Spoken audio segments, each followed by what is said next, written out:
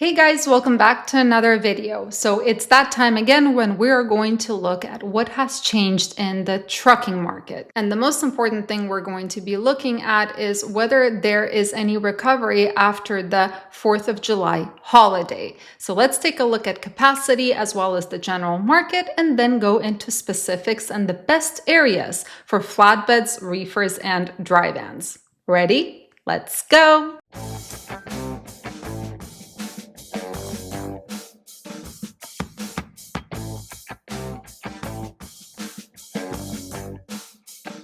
All right, starting with the carrier population. What is the change week over week? As of last Friday, we lost 12 carriers net, so not that much. Now, what about the difference between what contract carriers are getting compared to those spot carriers per mile? The dark blue is us in 2024. The light blue is 2023. And the higher it is, the smaller the margin between those contract carriers and those spot carriers. So currently, contract carriers are getting on average 46 cents per mile more than those spot carriers. However, if you look at this chart as a whole, what you can see is as of May of this year, contract carriers have really been getting squeezed. All right, what about volumes? The white line is us in 2024 and the blue line is 2023. So we can see there was a recovery in volume right here, but now the volume started going back down again a little bit. The question is, what is happening with those rejections? So of course, rejections saw a huge drop right before the 4th of July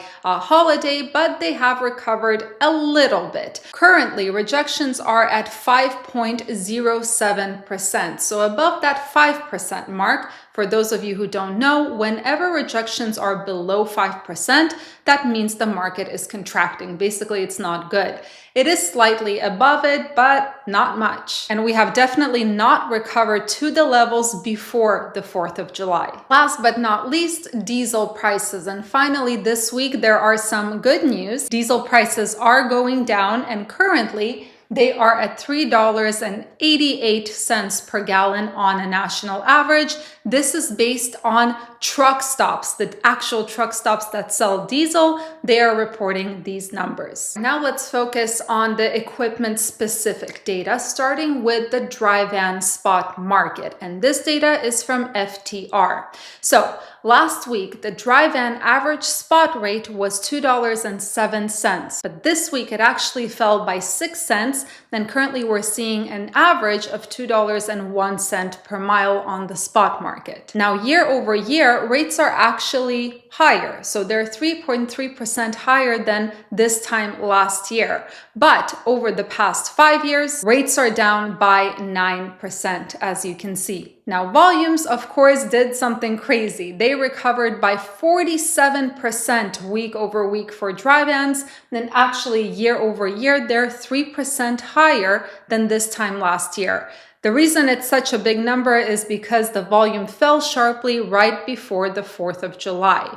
Now, over the past 5 years, volumes are down 20%. But now let's talk about the relatively best markets for dry vans using the sonar maps, where we look at the outbound tender rejection in the general market as well as the outbound tender volume in the general market. So using this data, I created this chart again, and let's take a look at the top 5 volume states, the top 5 rejection states, and finally look at where more loads are hitting the spot market from the contract market. As a reminder, volumes and rejections by themselves don't tell us the best market areas. This data is here just for you to be aware of what is going on. So in terms of volume, top 5 states are Ontario, California, Houston, Texas, Dallas, Texas, Los Angeles, California, and Atlanta, Georgia. Now, in terms of the top 5 rejection states, and in the brackets you will see the rejection percentage: Cedar Rapids, Iowa, Roanoke, Virginia, Green Bay, Wisconsin, Dubuque, Iowa, and Des Moines, Iowa. So these are the top 5 places where more and more contract carriers are rejecting freight for one reason or another. Now, putting these two data sets together, we figure out where the relatively better markets are, and those are for dry vans: Houston, Texas, Ontario, California, Los Angeles, California, Atlanta, Georgia, and finally Dallas, Texas. Okay, now let's talk about reefers and the spot market. So last week, reefers were at $2.51 on average. I mean, this was the average rate per mile on the spot market, but unfortunately it fell by 13 cents week over week, and currently we're seeing $2.38 on average. Now, year over year, rates are actually up 5.4%, but over the past 5 years, they are down 5.4%. In terms of volumes, the same thing happened as for dry vans. Volumes went up by 25%, over 25% week over week, but this is because right before the holiday weekend, there was no volume. Now, year over year, volumes are actually up 11%, but over the past 5 years, volumes are down 13%. So now, where are the better market areas for reefers? All right, again, we're looking at Sonar's rejection and volume map, and we put it together. So the top 5 volume states for reefers, or volume market areas for reefers, are Joplin, Missouri, Allentown, Pennsylvania, Lakeland, Florida, Joliet, Illinois, and finally Fort Worth, Texas. Now, in terms of rejections, the market areas where contract carriers are rejecting more freight are Fargo, North Dakota, Cedar Rapids, Iowa, St. Cloud, Minnesota, Little Rock, Arkansas, and finally Ontario, California. Putting those two together gives us an idea of where more freight from the contract market is trickling down to the spot market. Now, those areas are Ontario, California, Fresno, California, Joliet, Illinois, Joplin, Missouri, and Twin Falls, Idaho. Last but not least, let's talk about flatbeds and the spot market. So, last week, the average rate per mile for flatbeds was $2.38. This week, it's $2.37. So it decreased by 1 cent per mile. Year over year, unfortunately, flatbed rates are down 1%, and over 5 years, they are down 9%. Now, volumes did something crazy. It is not a mistake. Yes, flatbed volumes week over week increased by over 90% because of the huge drop they saw right before the 4th of July. And year over year, volumes for flatbeds are actually up 14%. Over the past 5 years, volumes are down 30%. Now, again, unfortunately, I do not have those sonar maps to tell you how much of the contract freight is going to the spot market, but I make my own using TruckStop. So as always, we're first going to look at the volume map. Where is there more volume for flatbeds? And as always, nothing changes. The plain states, they don't have much volume for flatbeds. It's the southern states that carry most of it, as well as the Midwestern and eastern portion of the US, although California is also kind of on fire right now when it comes to loads. That doesn't mean anything without knowing the capacity situation though. So let's take a look at what's happening with trucks. Where are they at? So clearly trucks, for the most part, they follow the load volume. Most trucks are in the South and the Midwestern, as well as the Eastern states, as well as California. In the Plain states, there's not much except for Colorado. Colorado has a lot of trucks, I'm guessing because the inbound rate for Colorado is pretty darn good.